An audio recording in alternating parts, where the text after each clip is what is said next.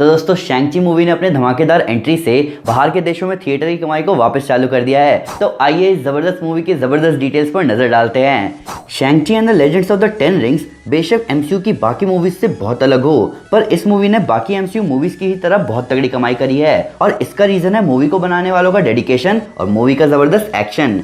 आगे इस वीडियो में अब स्पॉयलर्स ही स्पॉयलर्स हैं, तो अगर आपने मूवी नहीं देखी तो पहले देख लें फिर इस वीडियो को देखें। तो जबरदस्त मार्शल आर्ट्स मूव से लेकर कुछ कैरेक्टर्स के 8 साल बाद दिखने तक इस मूवी के एक एक डिटेल ने हम फैंस को हैरान कर दिया और कई सारे सवाल भी खड़े किए कि क्या एबॉमिनेशन अब अच्छा बन गया है, ट्रेवर स्लेटरी क्या अब तालों में ही रह गया, 10 रिंग्स का सीक्रेट क्या है, प्रोफेसर हल्क वापस ह्यूमन फॉर्म में कब आया, क्या प्रोजेक्ट एक्सट्रीमिस्ट के सब्जेक्ट्स अभी भी एग्जिस्ट करते हैं, और सबसे इंपॉर्टेंट बात यह है कि मॉरिस का प्लस टॉय मुझे कहाँ मिल सकता है।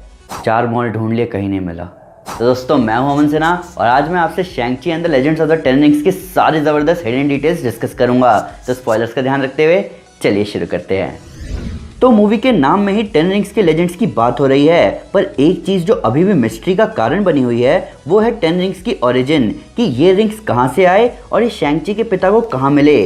इन सब के ऊपर मूवी के पोस्ट क्रेडिट सीन में ब्रूस बैनर कहता भी है कि रिंग्स किसी से कांटेक्ट करने की कोशिश कर रहे हैं, पर किससे। कॉमिक्स में ये रिंग्स बिलोंग करते थे माक्लुआन्स को। माक्लुआन्स ड्रैगन जैसे दिखते थे और मूवी में हमने एक ड्रैगन भी देखा है जिसके मिस्टिकल लैंड टालो के लोग जैसे शैंग-ची की माँ इन रिंग्स को कंट्रोल कर पा रही थी। प्लस शैंग-ची भी फाइनल फाइट के दौरान एक पॉइंट पर रिंग्स का कंट्रोल वेनवू से ले लेता है, तो मोस्ट प्रोबेबली इन रिंग्स का ओरिजिन ग्रेट प्रोटेक्टर से जुड़ा हो। हालांकि रिंग्स के अंदर का बीकन कहीं ना कहीं एटर्नल्स के ट्रेलर में दिखने वाले इफेक्ट्स जैसा दिख रहा था, तो ऐसा हो सकता है कि ये बीकन इशारा हो सेलेस्टियल्स के आने का। हालांकि वोंग के हिसाब से 10 रिंग्स का बीकन तभी ऑन हुआ जब शैंग-ची ने उन्हें यूज किया ड्वेलर ऑफ डार्कनेस को खत्म करने के लिए।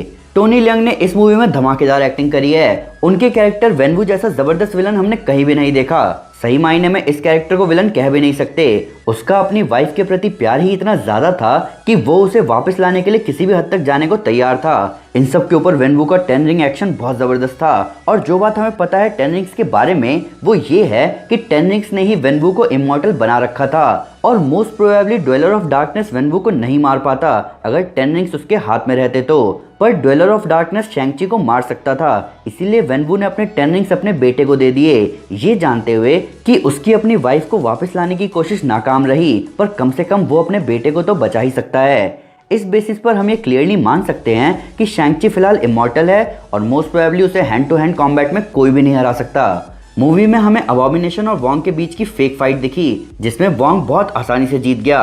प्लस यहाँ वोंग अबॉमिनेशन को उसके असली नाम एमिल से बुलाता है, जहां वो मैच के बाद उसे शायद वापस उसके सेल द राफ्ट में ले जा रहा था। अब एमिल ब्लॉन्स्की को जब हमने शुरू में देखा था तब हमें एक बात पता थी कि वो एक बहुत ही फोकस सोल्जर है जो कि सीरम के कांटेक्ट में आने के बाद खुद पर से कंट्रोल खो देता है, तो शायद वोंग उसे हेल्प कर रहा है खुद पर कंट्रोल पाने में और उसकी मदद से अपनी हेल्प कर रहा है कुछ एक्स्ट्रा कैश कमाने में। मूवी में दिखने वाला मिस्टिकल विलेज जिसका नाम था टालो, ये नाम हमने कॉमिक्स में भी सुना है। कॉमिक्स में ये जगह एक पॉकेट डायमेंशन है जहाँ सेलेस्टियल्स, ड्रैगन्स, फीनिक्स जैसे क्रिएचर, फेंग वांग, हुफ्ड किलिन बीस्ट और हेटे पाए जाते हैं और इन सबको हमने मूवी में भी देखा। तो क्लियरली मूवी वाला टालो भी एक पॉकेट डायमेंशन है क्योंकि उसको एक स्पेसिफिक टाइम पर ही एक्सेस किया जा सकता है। इन सब के ऊपर टालो के केव में कैद हुआ being dweller of darkness comics में डॉक्टर स्ट्रेंज विलन रह चुका है। ड्वेलर ऑफ डार्कनेस कैद था डार्क गेट के पीछे। डार्क गेट के बारे में हमने anime TV series Marvel disk wars में भी सुना है जहाँ इसी गेट से डोरमामू अर्थ पर आता है। मूवी के पोस्ट क्रेडिट सीन में वोंग शैंग-ची के 10 रिंग्स को ब्रूस बैनर और कैप्टन मार्वल को दिखा रहा होता है। अब यहाँ दो चीजें हमारे सामने आई, पहली कि शैंग-ची अब एक एवेंजर बन चुका है, दूसरी बात ये कि ब्रूस बैनर और प्रोफेसर हल्क नहीं रहा। अब ये थोड़ी अजीब बात है क्योंकि इन्फिनिटी वॉर में ब्रूस के लिए हल्क ना बनना एक प्रॉब्लम थी जिसके इलाज के लिए वो प्रोफेसर हल्क बना और हम फैंस को ऐसा लग रहा था कि वो अब हमेशा प्रोफेसर हल्क बना रहेगा, पर शायद स्नैप की इंजरी की वजह से वो वापस ब्रूस बैनर बन गया। कॉमिक्स में स्मार्ट हल्क खुद को ब्रूस बैनर तब बना लेता है जब वो बहुत गुस्सा हो जाता है। ये उसका एक सेफ्टी मेजर था ये इंश्योर करने के लिए कि वो फर्दर कोई तबाही ना मचाए।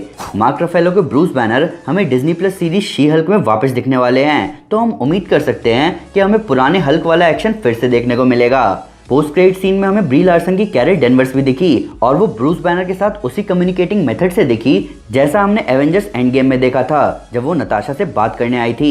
इन सब के ऊपर actress Brie Larson Shang-Chi movie के डायरेक्टर डस्टिन डैनियल क्रेटन की ऑलमोस्ट सारी फिल्मों में दिख चुकी है। बेन किंग्सले की ट्रेवर स्लेटरी 8 साल बाद वापस हमें एमसीयू में दिखे, पर मूवी में ट्रेवर लास्ट हमें दिखता है टालो वार में मरे हुए लोगों को श्रद्धांजलि देते हुए, तो मोस्ट प्रोबेबली अगली बार हमें ट्रेवर टालो में ही दिखेंगे।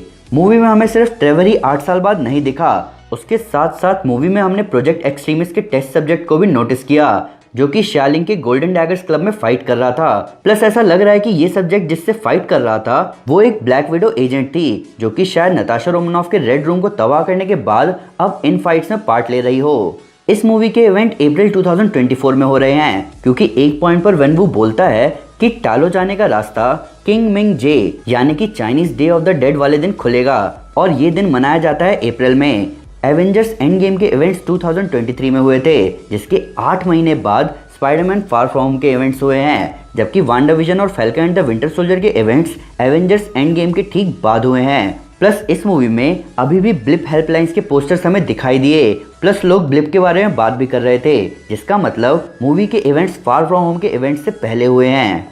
स्पाइडरमैन होमकमिंग में जो आदमी स्पाइडरमैन को बैकफ्लिप करने को बोलता है वो हमें इस मूवी में दिखता है व्लॉगिंग करते हुए।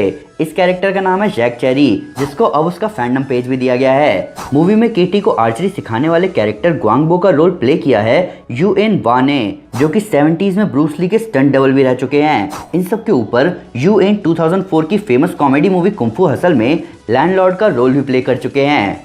मूवी के मेन कैरेक्टर शैंग-ची का रोल प्ले किया है सिमू लियू ने और सिमू लियू की स्टोरी आपको बहुत मोटिवेट कर सकती है। सिमू लियू ने इससे पहले कई सारे टीवी सीरीज में काम किया है जिनमें से उन्हें किम्स कन्वीनियंस में जंग किम के रोल के लिए बहुत जाना जाता है, तो उन्होंने दिसंबर 2018 में मार्वल को ट्वीट करके कहा कि क्या हम शैंग-ची के लिए बात कर सकते हैं और उनके एक ट्वीट ने उन्हें शैंग-ची का रोल दिलवा दिया।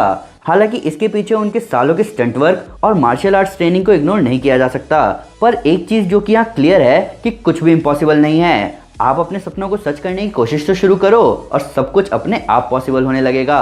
मूवी में शू शालिंग ओनर होती है गोल्डन डैगर्स क्लब की। कॉमिक्स में golden daggers club criminal activities के लिए जाना जाता है जिसको शैंग-ची की बहन ही लीड कर रही होती है, बस उसका नाम कॉमिक्स में जेंग बाओ यू होता है। प्लस शालिंग अब करंट लीडर है 10 रिंग्स ऑर्गेनाइजेशंस की। यालिंग एक कम्प्लेक्स कैरेक्टर थी जिसके बारे में कोई भी ये नहीं कह सकता कि वो 100% अच्छी है या 100% बुरी, और उसके इसी कम्प्लेक्सिटी का रिजल्ट हमें दिखा उसके 10 रिंग्स के टेक ओवर में। तो हम फिलहाल मान सकते हैं कि 10 रिंग्स अब एमसीयू के एक्टिव क्रिमिनल ऑर्गेनाइजेशंस की लिस्ट में जुड़ चुका है।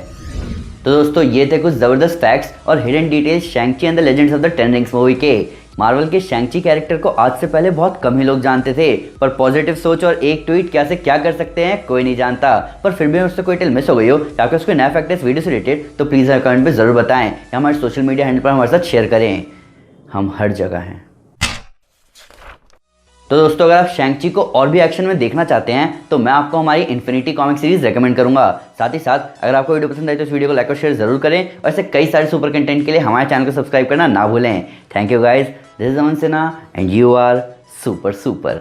पीस।